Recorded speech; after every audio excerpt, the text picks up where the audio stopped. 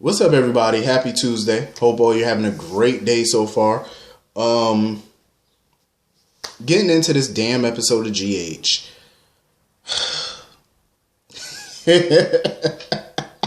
This was a good episode. I enjoyed it. It was a hot mess, but I enjoyed it. Who the hell do I start with? Okay. This whole situation with Michael and Nell, and now Nell is suing the hospital for malpractice, and she also is suing Bobby and Monica. They're a part of the lawsuit as well. What the hell did any of them think? Did Carly, Michael, did all of these people think Nell wasn't going to fight back? You locked the girl on the roof. She was out there freezing. Could have caught hypothermia. You know, she was just out there freezing to death. And you forged her consent to give her son a surgery you knew she was against. Got rid of the forgery note, the document. What the hell were they expecting? They really thought Nell wasn't going to strike back at them? Like, you really thought that? Michael sounded so childish today. Why is Nell suing my grandmas? He sounded like such a baby. Why the hell do you think, you fool? Like, you should know why. You knew damn well your mother locked that girl up on that roof. You know it. And you thought she was going to stay silent? I told y'all Nell was going to strike back. She allowed the Corinthoses in the Quartermains, I guess. She allowed them to have the win on that situation. They got the W on that. But I said it that day. Nell's next move will be her best. And of course, this is a good one. Filing a malpractice lawsuit against the hospital and naming the chief of staff and the head nurse, well, not head nurse, but one of the nurses who's highly regarded in the lawsuit, genius, because two of those people are related to Michael and Wiley. That helps her custody case. Think about it. That's brilliant. Genius. Kudos. I knew Nell was going to strike. I knew she was going to have a good one. And this is a good one. Because basically even Sonny and them figured it was a bargaining chip. She drops the lawsuit in exchange for Michael just dropping the custody thing and giving her what she wants. Joint custody, full custody, whatever. This is all just a bargaining chip for her. But you know she's going to go through with this lawsuit if Michael don't kowtow and do what she wants. She will go through with the lawsuit. Hell, she might do it anyway. That's just how crazy Nell is. But it is a smart plan. It's ingenious. Make more money for herself in the long run. And now Martin Gray is going to represent her in this. It's smart. Why not? And think about it. Monica and Bobby, she gets to stick it to them. Because if Monica and Bobby lose, if the hospital lose the malpractice lawsuit, they can be brought up on criminal charges. They both will lose their jobs and possibly lose their licenses. Win, win, win for now. All the way around. So it was damn ingenious. Sasha, of course, sitting here running her lips. Michael just allows these women to run his life. Like, I have no use for Michael at this point. I just want to see him stand up for himself, fight his own battles, like be the ruthless Michael that went after Sonny a few years ago. You know what I mean? Like, be that Michael. I think if he reverts back to that, he can win. He can beat Nell. But it's like you continuously allow Willow, Sasha, Carly, Bobby, Monica, you allow all these women to just dictate what your move is going to be. They take matters into their own hands, whereas Michael should be handling this himself. And they should just be there as sounding boards. Like, here go Carly. Oh, this started with me. I'm going to end it. I'm going to finish it. And storms off like a little child. And Michael just sits there saying nothing. Like, Michael, open up your mouth. Tell your mother you will handle Nell. This is technically Michael's problem. But Carly's making this about her like, oh, she's targeting me. Carly, not everything is about you. Yeah, it started out being about you when she first came to town, but that's over. This is about Wiley. This is about Michael. This is beyond you at this point. That's what Carly don't understand. This is not about you right now. This, I mean, yeah, part of it for Nell is sticking it to you, but this is more so about Michael. This ain't about you. And Michael's a grown damn man. Let him handle his business. When he was dating Nell, he saw the lies firsthand. He called her out on so many of her lies, but yet he kept defending her, kept giving her chance after chance, even after everybody in the family pretty much kept warning him to ditch her. He didn't listen. Michael didn't listen. So you know what? A hard head makes a soft ass. He has to face the consequences. He got her pregnant. They had a child. The consequences is Nell is a pain in your ass now. Deal with it. Stop letting your mother, stop letting Sasha, stop letting Willow, stop letting them take charge. Handle your business, because this is your problem, not theirs. But they're making it their problem.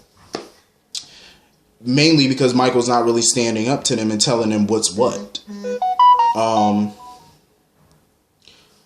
So anyway, speaking of Willow, she decides to go back to Nina's office. I just don't... listen, I understand Willow wants to help with Wiley and protect him from Nell. I get that. Why keep running to Nina? Nina already explained to her she cannot run a story about Nell. Nell's not a public figure. The public wouldn't really care. Plus, she will face a lawsuit for defamation and libel. So she can't run a story on her. Like, there's nothing really Nina can do. Even though Nina has her own little side agenda for hiring Nell. Like she said, she wants to keep an eye on her. You know, hopefully Nell would confide something in her that can help at the custody hearing. That plan, I don't think is going to work. I don't think that plan is going to work. A lot of the plans that people have in motion right now are not really going to work. They're backfiring left and right. So I already know Nina's little plan going to backfire. I don't see it working. Willow just needs to back off of this. Let Michael handle it, because by you going behind Michael's back, doing your own thing, trying to figure out solutions to this problem, you could potentially hurt his custody chances. You could hurt it. Especially when you're not cluing him in on what it is that you're doing. So it would be in your best interest to stay out of it and just let Michael and his attorneys handle it. Diane already said she's going to file some papers, speed up the hearing. You know what I mean? Let the lawyer handle it. Let Michael handle it. You just sit back and, be a witness and speak at the trial when it's your time to speak. Period. Don't make matters worse by doing something that nobody else knows that you're doing, because you're just going to screw everything up. That's in your best interest. So of course Nell comes in and, they start snarking, and Nell basically tells her that she's nothing to Wiley. The usual spill. But what I do find interesting is that when Nina had that half heart necklace and she was talking to, Willow about it and stuff like that, I really don't know where the writers are going, because at this point it could be 50-50. I mean, Nina could have twin daughters or fraternal twins. Who knows? I mean, for all we know, Nell probably isn't even Frank and Virginia's biological child. That's probably their adopted kid or whatever. Harmony might not even be Willow's biological mother. We don't know. You know what I mean? You don't know. Especially, Harmony being as treacherous as she is. You never know when she's telling the truth about anything. So maybe both of those are her daughters, or you just never know where the writers are going to go. Like, they keep hinting that it possibly could be, Willow. They've been saying is hinting around at it for quite some time.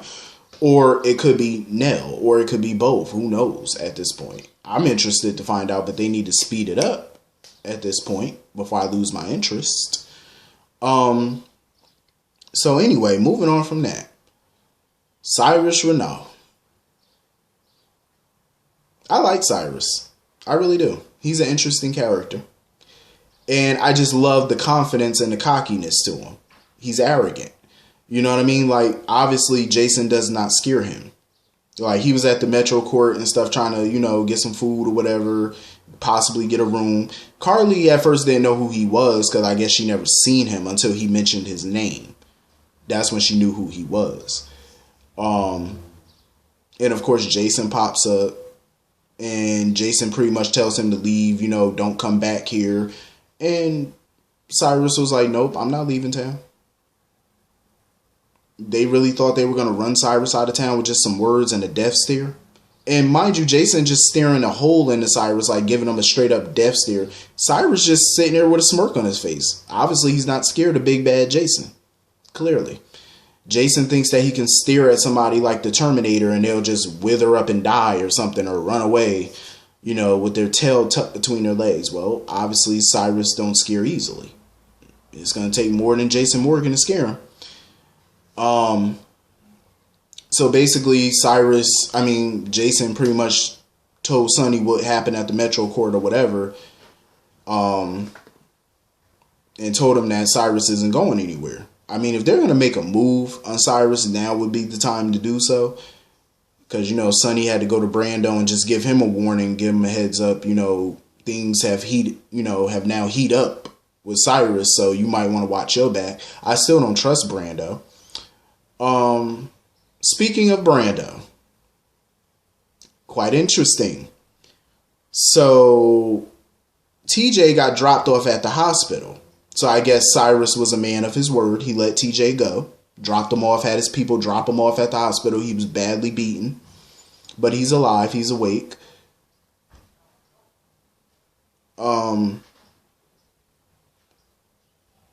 Molly slept with Brando. I did not see it. Honestly, I did not see that coming. Molly sleeping with Brando that fast. I was like, wow. Like, seriously. I mean, we all saw that Molly, you know, was flirting with Brando the first time she met him. But it's so out of character for Molly to sleep with somebody literally right after meeting them. Super out of character. I mean, I guess she did it possibly because she was still upset over the whole TJ situation. But that was super out of character for her. I was like, wow. And Brando was shocked when she mentioned her boyfriend because Sam came over to tell her that TJ was in the hospital. You know, and she had to come to the hospital. So Brando was shocked when he was like, boyfriend, you ain't never bring up no boyfriend or nothing like that. So she kind of gave him a little quick synopsis about what happened with her and TJ or whatever. But I'm like, that's crazy. I just cannot believe she slept with Brando. So she shows up to the hospital, rushing in there. So TJ kind of explains, after he explained to Jordan what happened, because he told her that he was walking to the hospital or whatever to blow off some steam after what happened with him and Molly. And somebody ran up on him and, you know, basically, I guess, you know, pushed him, grabbed him to the ground. He obviously was chloroformed, beaten, tied up in a basement, like just all type of stuff. So basically he was telling Molly that, you know, he was thinking about their situation and he decided that maybe there is a compromise to them not getting married. Like a domestic partnership, a domestic relationship. You know what I mean? Like basically like common law. Like they don't have to be legally married, but you know how common law marriages are and stuff. Something like that. So I think that was a good compromise though. But, you know, he was sitting there talking about, you know, he ready to go home and spend his life with Molly. You might want to think again, bro, because she just had sex with a stranger that she don't know in your bed. I cannot wait for TJ to find that out. Oh my God. When TJ finds out, all hell gonna break loose. I just cannot wait. I mean, I don't know if he's gonna be understanding because of the situation after Molly explains, but I feel like Molly shouldn't keep this a secret. I understand her not telling him right away. I mean, he just got the, you know, snot kicked out of him. He has a concussion. He's in the hospital now. Would not be a good time to tell him all of this. But when he's recuperating, and, you know, I would tell him. And she might want to change the sheets before he comes home. I'm just saying, you might want to. A mess. So Chase wants to continue to talk to TJ about what happened or whatever. But of course, Jordan is stalling on that because she don't want Chase talking to him. because she wants to talk to TJ. But, you know, Chase had to remind her, like, you're too close to this. Like, you can't really talk to him because you're his mom and, you know, you're the mother of the victim. You're too close. But she can't run the risk of Chase talking to him because she don't want TJ knowing anything about this, about Cyrus, about what she did, what's going on. I really just don't see how the hell Jordan is going to get out of this mess unscathed. I really don't see a way out for her. If she can find a way out, I would be impressed, but I don't see it. Like, how are you going to manage to evade going to prison and keeping your job as commissioner all at the same time? How you plan on doing this when the truth comes out? Because the truth will come out. Like, how does she plan on keeping her job and her freedom? How? Hell, keeping your life. Because we all know Cyrus is not done with her. Not yet by a long shot. He ain't finished. Just because you got him out of prison and he gave you back your son don't mean he's through with you. He's that type of dude. Like, he's done with you when he say he done with you. So you're not out of the woods yet. You're not done. And I think deep down she know it. She knows Cyrus is that dude. Like, you're not finished. He's not done with you yet. Not until he wants to be done. So, in another interesting part of this episode, Curtis was trying to get in touch with Sean at Pentonville, leaving him a message or whatever, trying to get a message to him about what happened to TJ. They need to get Sean out of prison. Like, this is just asinine. Like, if you have to I would hope that Sean Blake would come back. I mean, Sean Blakemore. But if you have to recast the Sean Butler role, I mean, I say recast or do something. Because it just feels weird that he's still in there and they have the proof. They've had the proof for the past few years that he did not shoot Hayden. They've had that proof. So get him out of prison. So Curtis trying to get a message to him about what happened. You know, him and Portia start talking or whatever. I just don't trust her. So basically she thought that Thomas, you know, Jordan's ex-husband was TJ's father. So he basically giving him the rundown that he's not. Sean really is the father. I do not trust Portia because I feel like she's lying. Like, she knows way more about this Cyrus thing probably than she's letting on. And I know she's lying about who's her baby father because I'm pretty sure Taggart is not Trina's biological father. It's based off of her reaction. Like, her reactions and stuff is just a dead giveaway, and I just don't understand why Curtis is taking her word for it. Like, she lied to you about being married. She never even told you about her husband. So, don't you think there's more that she's not telling you? Think about it. Like, come on, Curtis. You the top-notch PI. You smarter than Sam, so I know you can figure this out. You smarter than a 5th grader, I hope. So, figure it out, bruh. Do the math. Do the DNA. Come on now. Dana don't lie. Dana never lies. Do the test. So anyway, this was a pretty good episode. I thoroughly enjoyed it. I just can't believe it. Molly done slept with that man that fast. I said, damn. I just can't wait for the grits to hit the fan. I can't wait. Because I'm pretty sure TJ is going to give it to her. He going to go off. I hope so, because it'll be good drama.